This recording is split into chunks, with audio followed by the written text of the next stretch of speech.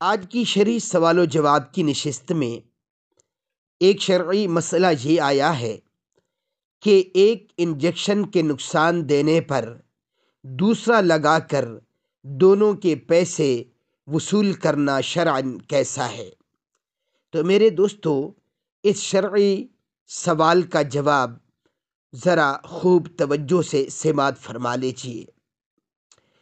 اگر آپ مستند ڈاکٹر ہیں اور آپ نے پہلا انجیکشن لگانے میں کسی غفلت و کوتاہی کا ارتکاب نہیں کیا تو آپ کے لیے دونوں کے پیسے وصول کر لینا جائز ہے، اور اگر آپ مستند معالج نہیں یا آپ نے غفلت و کوتاہی کا ارتکاب کیا تو دونوں کی رقم آپ کے لیے حلال نہیں ہے۔ اللہ عمل کرنے کی توفیق عطا فرمائے۔